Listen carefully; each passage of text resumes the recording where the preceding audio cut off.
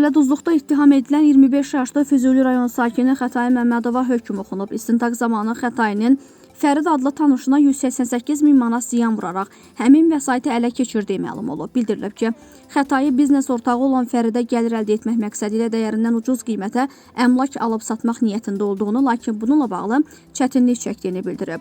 O, Fərdin etibarından sui-istifadə edərək Namiq Caniyevə məxsus olan 1 milyon manat dəyərindəki evin güya 700 minə satıldığını və onu 500 minə ala biləcəklərini deyib. Beləliklə, Xətai Fəridi Xəzər rayonu Mərdəkan qəsəbəsində yerləşən bağ evinin güya dəyərindən ucuz, yəni 500 bin manata satıldığını, pulunu hissə-hissə ödəyə biləcəyini və sonradan həmin evi daha yüksək qiymətə satıb gəlir əldə edə biləcəklərinə dair yalandan vədlər verərək aldadıb, satıcıya ödəmək adıyla həmin məbləği ondan alıb. Lakin sonradan Namiq Caniyevə 312 min manat çatdığı, 188 min manatın isə Xətai tərəfindən ələ keçirildiyi müəyyənləşib. O da məlum olub ki, Namiq Caniyev evin qiymətində güzəşt etməyib və 700 min tələb edib.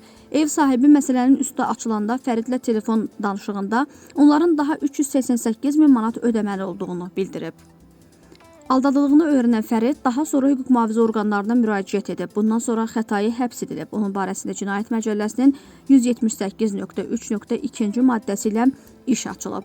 Məhkəmədə zərər çəkən şəxs həbsdə olan Xətainin dəymiş zərəri artıq tam olaraq ödədiyini deyərək şikayətini geri götürüb. Bakı Ağır Cinayətlər Məhkəməsi təqsirləndirilən şəxsə 6 il müddətə azadlıqdan məhrum etmə cəzası verib. Lakin cəza şərti hesab edilib və Xətai Məmmədov azadlığa buraxılıb.